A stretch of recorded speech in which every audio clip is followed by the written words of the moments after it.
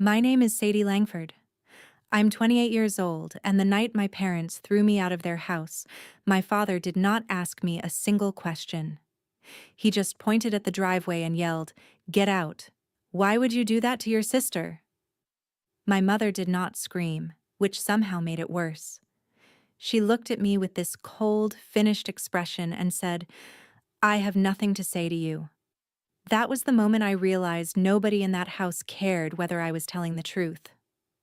My older sister had come home crying, blamed me for her divorce, and that was all it took. No proof, no conversation, no chance to defend myself. Just one accusation, and suddenly I was the villain in a story I did not even understand yet. I kept staring at them like maybe if I stayed calm for one more second, someone would come to their senses. But my sister stood behind them, dabbing at her eyes and repeating the same lie, that if I had not brought the wrong person into her life, her marriage would still be standing. It was the kind of lie people grab onto when they want a clean target, and that night, I was the easiest one in the room. Before I could even process what was happening, my father started hauling my things toward the front door. My mother picked up whatever belonged to me and tossed it onto the lawn like she was clearing out junk before trash pickup.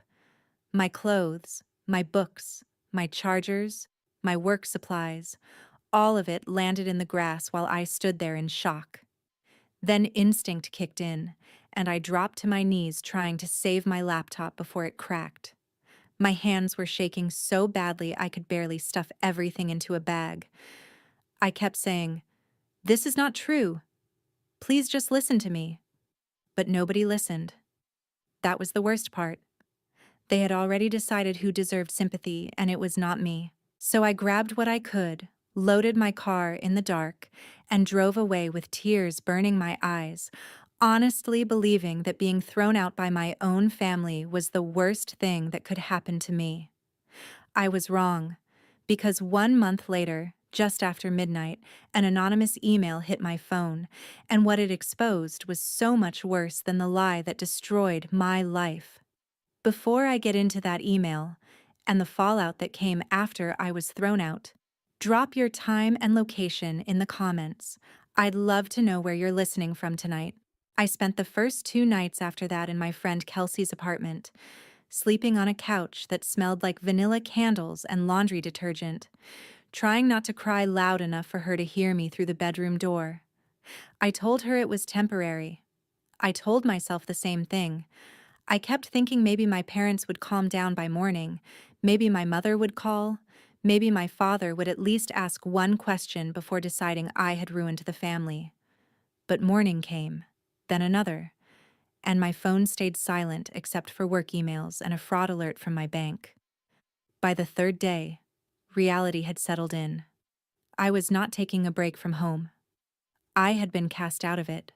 So I found the cheapest studio I could afford in North Austin, signed the lease with hands that still shook when I thought about that night, and moved in with 2 duffel bags, a dented laundry basket, and a laptop I was terrified to even turn on because I needed it to keep making money. The place was small enough that I could stand in the kitchen and touch the edge of the bed without taking a full step, but it had a lock on the door and my name on the paperwork.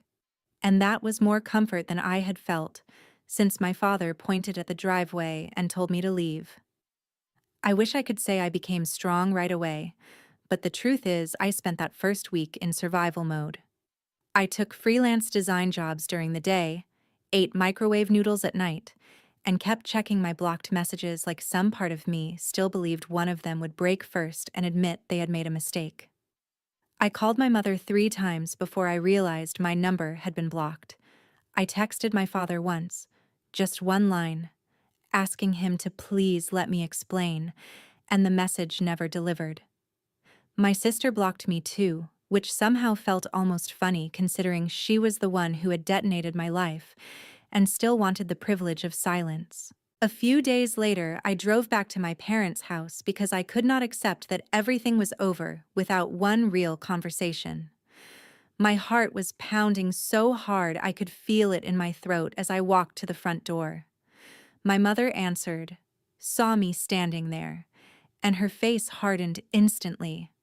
I started to say, "Mom, please, just 5 minutes." And she cut me off before I got past the first word. She told me if I ever came back uninvited, she would call the police. Then she closed the door in my face, like I was a stranger trying to sell something.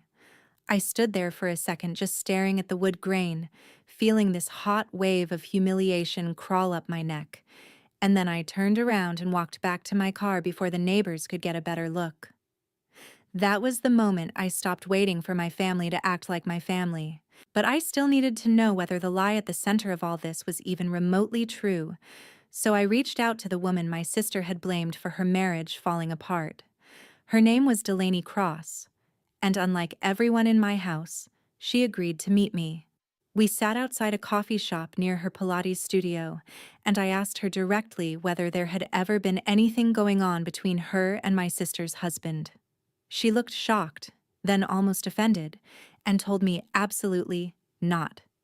She said they had only met a handful of times through a local wellness event and a couple of casual conversations about physical therapy and training. Nothing private, nothing romantic, nothing even close.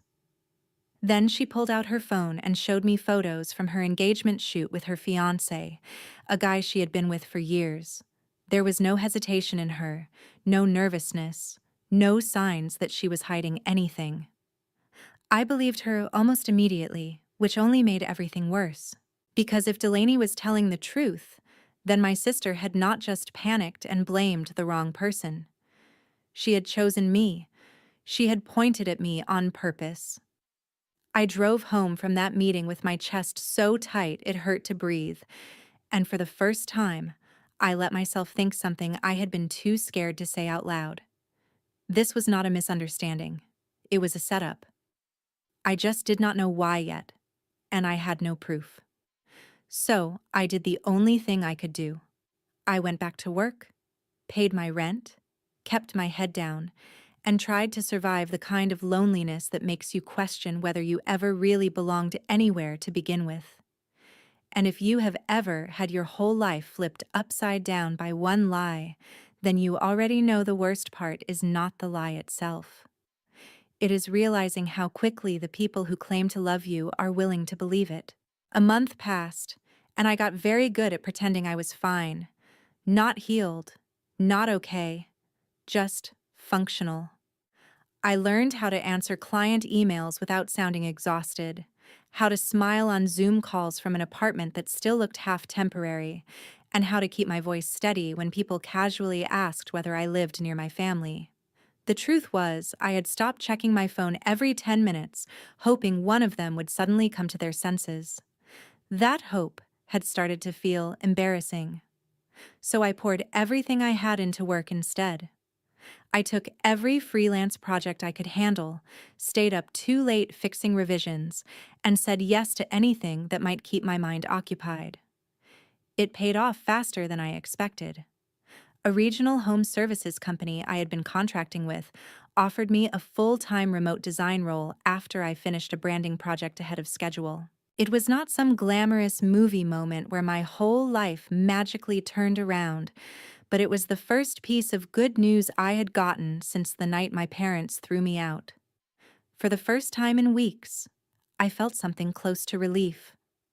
That night, I bought myself an overpriced latte from a coffee shop near my building, sat by the window with my laptop, and posted a quiet little update online. Nothing dramatic.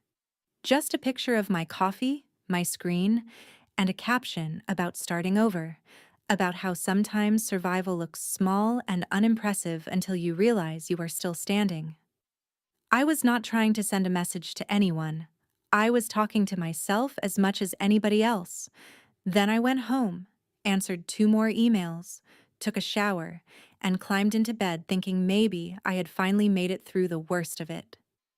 Just after midnight, my phone buzzed on the nightstand. I almost ignored it because I figured it was spam or another app notification I forgot to turn off. But something about the subject line made me sit up immediately. "You were never the problem." I stared at those 5 words for a full second before I opened the message. There was no name in the sender field that I recognized, just a strange email address that looked like it had been made in a hurry. The message itself was short, almost painfully short. Sadie, you did nothing wrong. I should have told you sooner. Open the attachment before anyone else gets to rewrite this again. My pulse started hammering so hard I could hear it in my ears. I remember looking around my apartment like someone might somehow be standing there watching me read it.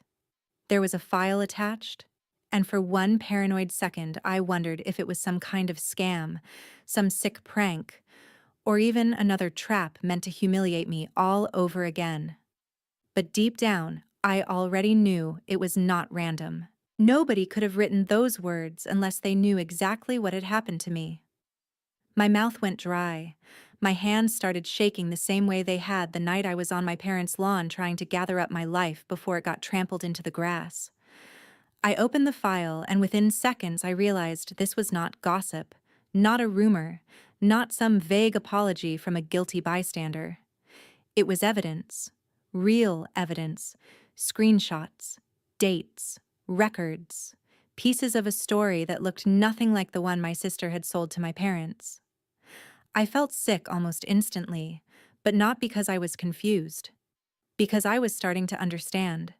And once I understood who had sent that email and why they had stayed silent for so long, I knew one thing for sure. My life had not been destroyed by one emotional accusation in the heat of a divorce.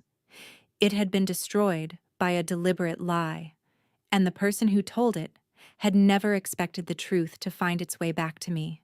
I opened the attachment expecting one ugly detail, maybe one message, one explanation, something small enough that I could sit there in bed and process it piece by piece. Instead, it felt like someone had dropped an entire hidden life into my lap at 12:30 in the morning. The first thing I saw was a screenshot of a text thread between my sister and a man named Travis Dalton. At first, I did not recognize the name. Then I kept reading, and my stomach turned. The messages were not vague. They were not something that could be explained away as friendly or misread. They were intimate, reckless, and full of the kind of casual familiarity people only have when they have already crossed every line that matters. There were jokes about sneaking around, complaints about lawyers, and one message from my sister that made my whole body go cold. She wrote that once the divorce was final, she would make sure everyone believed her husband had humiliated her first. I sat frozen, staring at the screen, reading the same line over and over because my brain did not want to accept what it meant. She had planned it. This had not been a messy, emotional breakdown where she grabbed the closest explanation and panicked. She had built a story. She had chosen a target. And somehow that target had been me. I kept scrolling. There were emails confirming a hotel booking. There were invoices tied to a branding shoot at the dermatology clinic where she worked, which is how she had met Travis in the first place. There were timestamps, dates, and enough overlap to make it impossible for anyone honest to deny what was right in front of them. Then I hit the divorce paperwork. That was when I finally saw the sender's name in the signed documents and knew exactly who had emailed me. Ethan Barrett, my sister's ex-husband. He had attached part of the filing record, along with a short note beneath it that explained why he had reached out now. He wrote that he saw my post online and realized I was still carrying the fallout of something I never caused. He said he had stayed quiet at first because he was angry, humiliated, and more focused on getting out than on cleaning up the damage my sister had done to everyone around her. But once he learned that I had been thrown out and cut off because of her lie, he could not live with himself if he said nothing. The next part hit even harder. Ethan included proof that Delaney had nothing to do with the divorce. Nothing. No affair, no secret meetings, no emotional cheating, not even suspicious messages. My sister had dragged Delaney's name into the story because she needed a believable woman to point at, and she dragged mine in with it because I was the easiest bridge between them.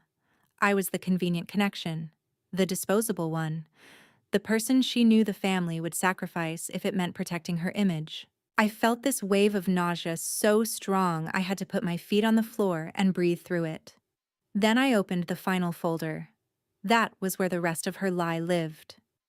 There were screenshots showing my parents sending her money after she claimed she needed help because her husband had betrayed her and left her devastated. There were transfer confirmations, notes about legal costs, and one record showing she had quietly sold her SUV after the divorce started unraveling faster than she expected. Ethan's note explained that my sister had tried to turn herself into the wounded party so she could get sympathy, money, and somewhere safe to land while keeping the real reason for the marriage ending buried. She had not only lied about me, she had profited from the lie. By then I was no longer just shocked. I was furious in a way I had never been before. Not loud fury. Not the kind where you scream or throw things. It was colder than that. Cleaner.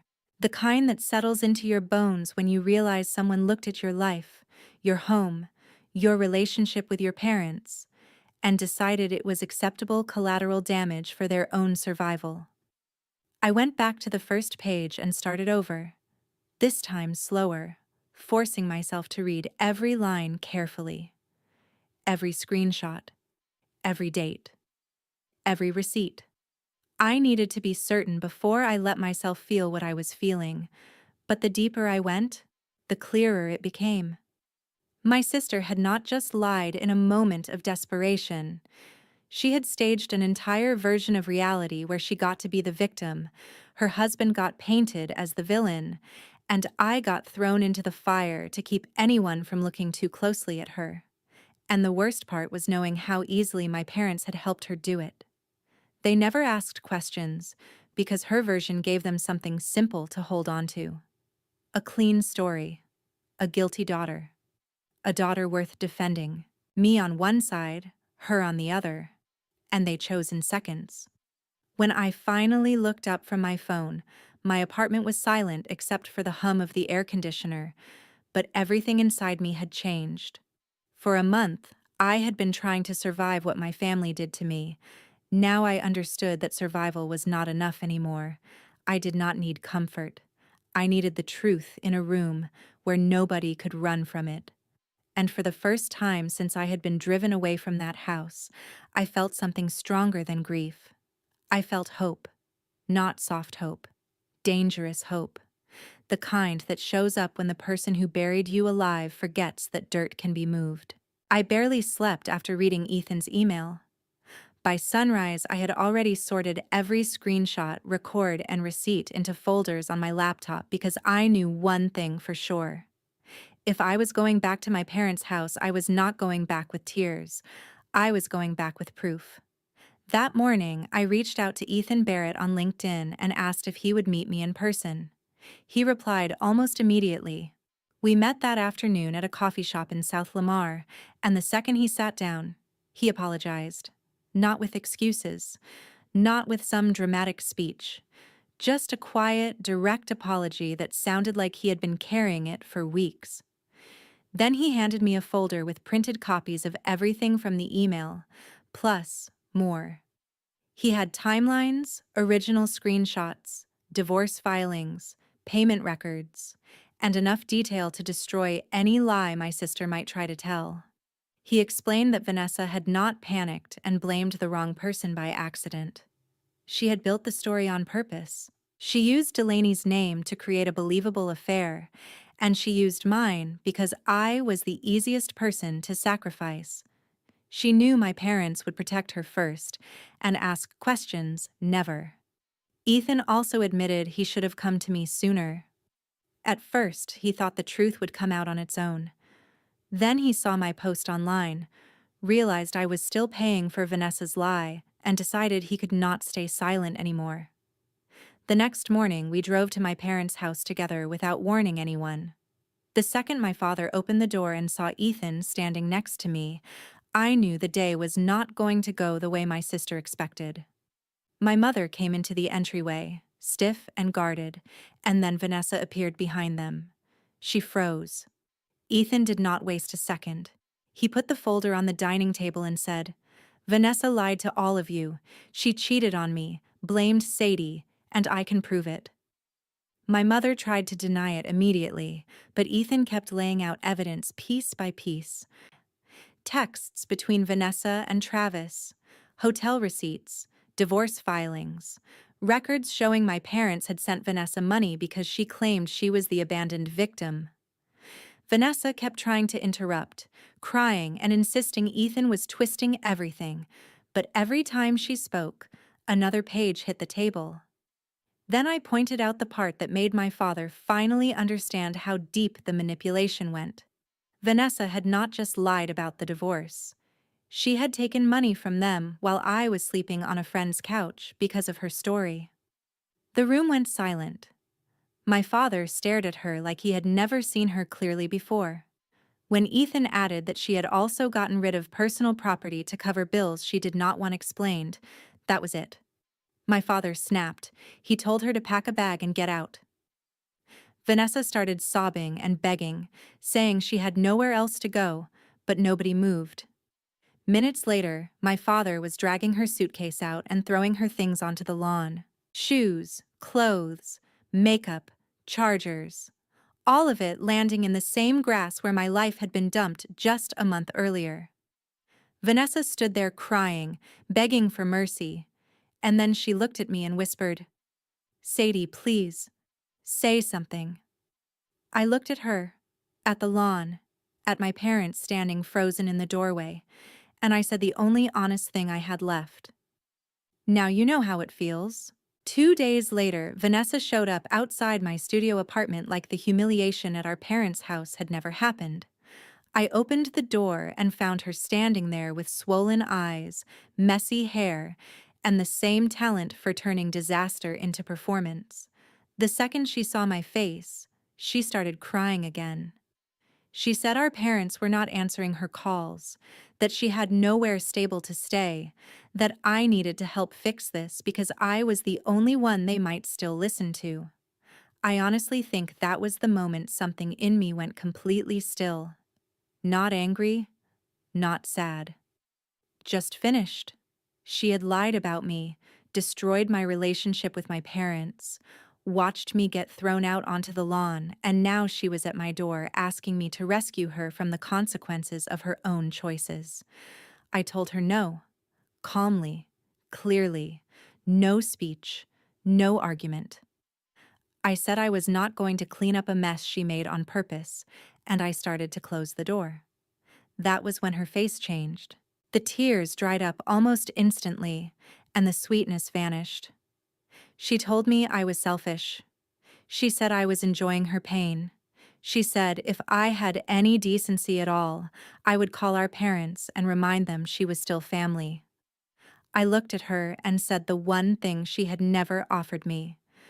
"You should have thought about family before you used mine to save yourself." Then I shut the door. I wish that had been the end of it. But people like Vanessa do not walk away quietly when they lose control. The calls started that night. First 3 in a row, then 7 more from a blocked number, then long voicemails where she cried, blamed me, begged, and threatened me all in the same breath. By the next morning, she had started posting vague lies about me in a local neighborhood Facebook group, painting herself as a woman abandoned by everyone while hinting that I had ruined her life out of jealousy. It was pathetic, but it was also unstable, and that made it dangerous. The worst part came 2 days later when I walked to my car for a grocery run and found her sitting on the curb near the parking lot entrance like she had been waiting for me. When I tried to get into my car, she stood up, moved in front of it, and refused to let me leave. She kept saying, "You're not driving away from me again," like I owed her some final act of loyalty after everything she had done. My hands were shaking, but this time it was not from fear. It was from the sick realization that she was still trying to force me into the role she had assigned me from the start. Convenient, disposable, responsible for whatever she broke. So I called the police. I did not warn her. I did not negotiate. I just made the call and waited. By the time the officer arrived, Vanessa was still ranting. still insisting I was turning everyone against her, still acting like my refusal to save her was some kind of betrayal. I showed them the call log, the voicemails, the posts, and the messages. And that finally ended the performance. She was removed from the property, and within days I filed for a protective order. Around the same time, our parents sent me a long text that sounded like an apology until I read it twice. They said the family needed space to heal, that emotions had run high, and that maybe we could all sit down soon for dinner and move forward. Not once did they say what they had done to me was unforgivable.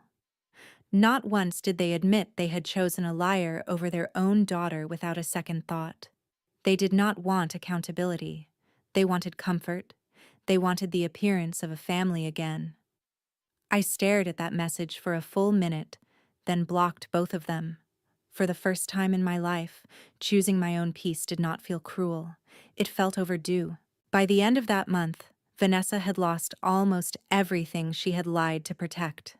The protective order meant she could not come near me again without risking real consequences, and once the police report and screenshots of her harassment were documented, the private clinic where she worked opened an internal review.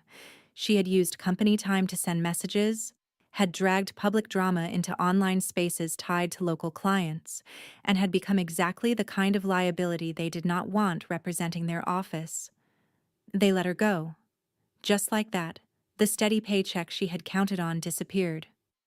Our parents cut her off financially too, not out of principle at first, but because they were suddenly terrified of being used again. Without their money, without her job, and without anyone willing to keep taking her calls, Vanessa had to leave the short-term rental she was hiding in and move into a run-down apartment outside the city, the kind of place with stained walkways, flickering hallway lights, and a front office that covered the windows with cheap blinds. Travis vanished the second things became inconvenient, which told me everything I needed to know about how much that affair had ever really been worth. A few mutual acquaintances stopped speaking to her after the truth spread, and the rest kept their distance because no one wants to get close to someone who can destroy her own family with a straight face and then cry victim when the lie collapses. For the first time in her life, Vanessa had no audience left, no backup plan, no one rushing in to protect her from the mess she made. She had spent years believing she could point at someone else and walk away clean. Instead, she ended up alone with her reputation in ruins, her career gone, her marriage gone, her family's trust gone, and no one left to blame who could still be forced to carry it for her. As for my parents, they kept trying for a while. A voicemail from my mother, a long email from my father, a birthday card with no real apology inside it, just a few careful sentences about regret and how families should not stay divided forever. But by then, I understood something I wish I had learned much earlier. Regret is not the same as accountability. Missing me was not the same as making it right. They were not reaching out because they had suddenly become safe people. They were reaching out because the version of the family they had chosen had fallen apart, and now they wanted access to the daughter they had thrown away. I did not answer. I blocked new numbers, filtered new emails, and kept building a life that did not depend on being loved conditionally.